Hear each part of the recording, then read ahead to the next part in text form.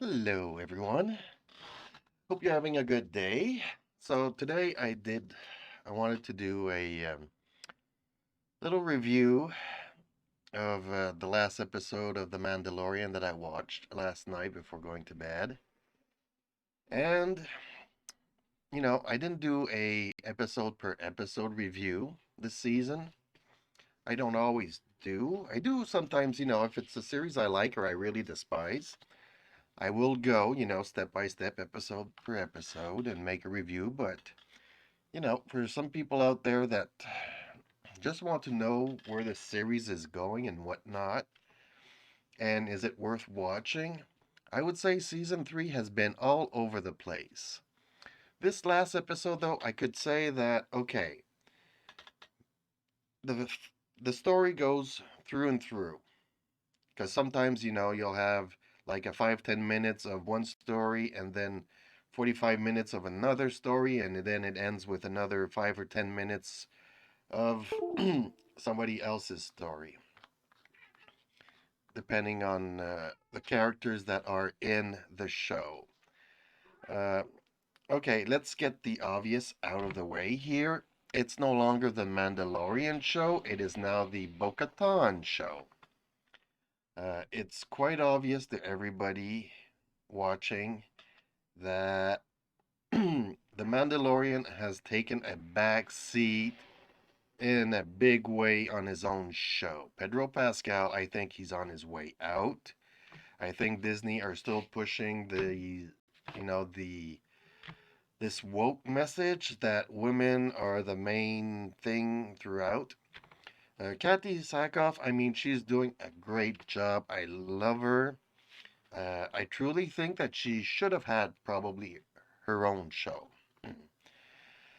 So I'm not going to get into all the events of the show. I'm just going to show the artwork that they show at the end, which I was surprised not to have the ritual music there at the end, but it's okay. It's different. It makes me appreciate when they do have the Mandalorian music in behind. But okay, so first off, that couple of episodes back, I didn't know what they were doing. They were on Coruscant, and then this spy from the Empire was there, and so on and so forth. And she tortured or probably killed off one of the scientists.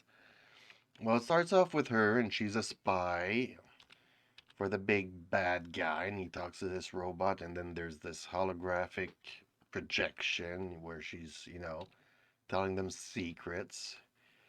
And yeah, now you have the fleet of the Mandalorians that are going to regroup with the other Mandalorians, and they're going to go to Mandalore, try to reclaim their home. I don't know where they're going with this baby Yoda Grogu thing. They give him the robot so he can move around in the robot. The only thing that's new is that he has buttons for yes and buttons for no. So he keeps going yes, yes, yes, no, no, no. It's really annoying. It pulls you out of the story, really. So I don't know why. I mean, I preferred the bubble, the floating bubble that he used to, float everywhere in. I mean, couldn't they put buttons for the yes and no in there? So now he gets a little bit more input in the show. But the way that they did it, they overdid it in a way that kids, 5-year-old, 4-year-old kids can really be annoying. I don't think Grogu is 4 years old. I think he's more like 16, 17 in Yoda years, whatever that may be. So it's about time he does talk. I mean, 3 years later, but okay, whatever, you know. So now instead of the sphere running around, he's in this robot thingy. So again, it's back to Bo Katan and the Mandalorians. Yes, I'm gonna follow you until your song is created, completed, whatever. And they come across more Mandalorians on Mandalore, so everybody groups up and everybody. It's an ambush. The Empire set up a secret base on Mandalore and was building suits and rocket packs and jet packs and all that stuff. And yeah, it's a trap. So I don't know where they're going with this. I really don't. I just know that uh, the Mandalorian, Pedro Pascal, has taken a back seat. He just is content on following Bo Katan, whatever she wants to do. She's always at the forefront of the camera, of the story. But this story, I mean, this episode was, story from beginning to finish, pretty much centered around. I mean, okay, you have a little 2 minutes at the beginning with the spy stuff and what the Empire, is up to. They're trying to reestablish themselves as a dominant power secretly. So overall, yeah, I if they would have started off the season maybe with this, but we're 7 episodes in. From episode to episode, I don't know what's going on. I still don't know why Grogu is back because last season he was handed off to Luke Skywalker. So I don't understand why he's back and why he has to go around in a robot pressing the yes and no buttons. I think Luke would have taken him if he was a little bit, capable of communicating a little bit more. So I mean, episode 7 is like the first episode of The Mandalorian this season. Otherwise, it's been all over the place.